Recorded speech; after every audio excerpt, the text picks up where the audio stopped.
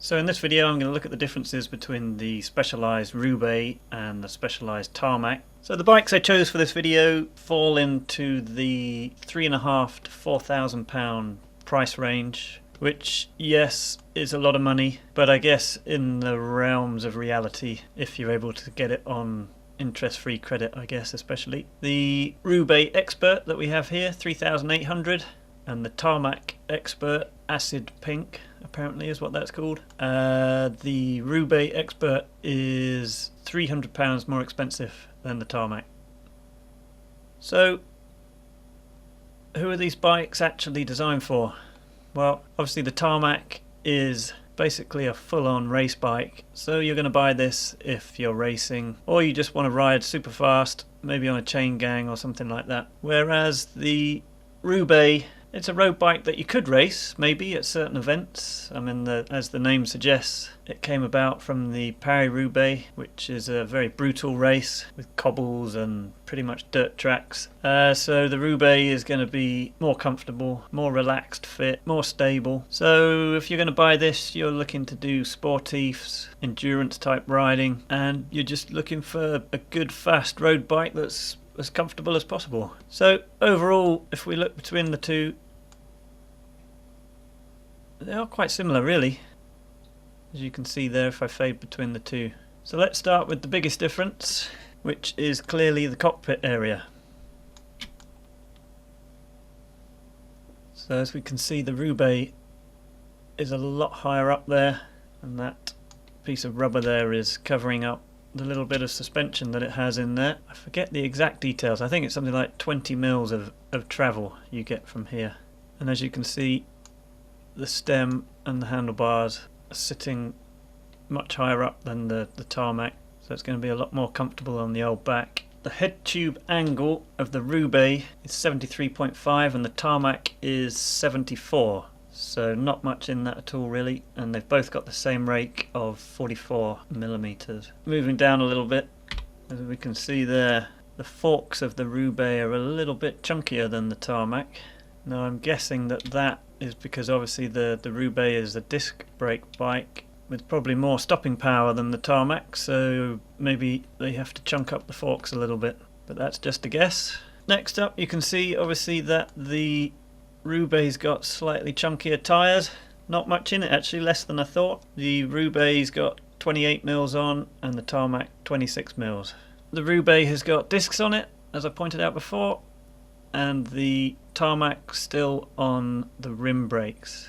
And wheels wise, they're both got SLX 24 Roval wheels on. The only difference really is that the Roubaix wheel doesn't have the braking track on it, where of course the Tarmac does. And if we keep coming down, what we have is this black thing sat in the frame of the Roubaix. It's a little box to hold a multi-tool and I think it's got an inner tube in it and a CO2 canister. Personally I don't like it, but you can pop it off, so that's fine. Each to their own on that one. Keep going down, and then we come to the bottom bracket area. Being slightly lower, the Roubaix bottom bracket is going to make the bike slightly more stable, and the slightly higher bottom bracket for the Tarmac gives you slightly more clearance when you're leaning over in the corners. So you can just see there that the Tarmac crankset is slightly higher up. They both come with Ultegra mechanical, but the Roubaix has a 50 tooth outer chainring and a 34 tooth inner chainring, so sort of designed for your normal average human being. Whereas the Tarmac, more designed for the racers.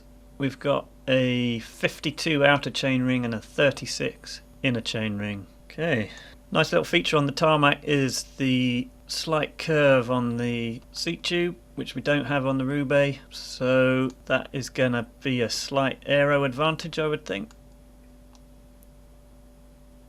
which is a nice touch. I like that.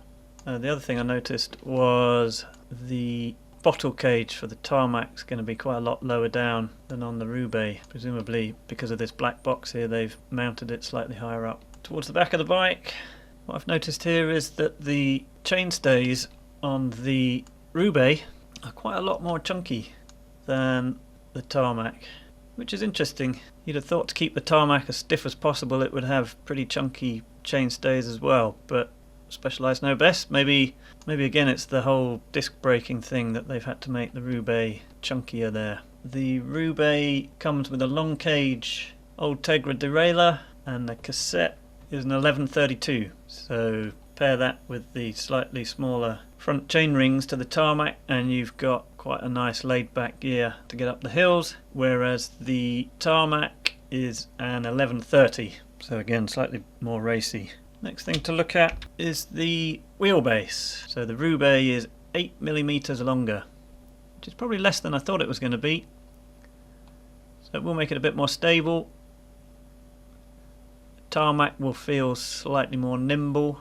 Well, they've both got drop seat stays, but the Roubaix, they're attached to the seat tube slightly higher up. Again, I'm guessing that this is something to do with the disc brakes and the extra braking forces, but the whole idea of a drop seat stay is to make the bike more comfy, and that is one of the big features on the SL6 Tarmac from 2018. Okay, so then the other weird thing we've got is this little thing here. On the last video I did on the Roubaix, I got told off by someone in the comments for not knowing what this was. I thought maybe it was like a little rubber insert, but of course it isn't. It turns out to be the seat post clamp, and I was partly right. It's lower down to add a bit more compliance to the seat post, so it's got a little bit of wiggle room, making it more comfy. Now, when I was researching this, some people mentioned that they were getting a bit of creaking from their Roubaix, so if any of you guys have actually got a Roubaix, maybe write in the comments below whether you've had any problems with that. It'd be interesting to know. Going slightly further up, and what do we have? We have this weird thing. So I'm guessing this is a bit of a love-hate. Personally, I can't bear to look at it. It's actually called the Cobble Gobbler, and it's carbon. It's got a Zertz damping insert, but it actually gives you 18mm of vertical compliance. And in fact, you can buy this seat post separately if you want, and it's 150 quid. Quite expensive. But gobble gobble gobble, it's a pretty good name because it actually looks a bit like a turkey, doesn't it? Not my cup of tea. Right, there we go. And then last but not least, the top tube. And interestingly here on the Roubaix, it's obviously quite a lot thinner than the tarmac. And I'm guessing that that is again all about compliance and making the ride as comfortable as possible.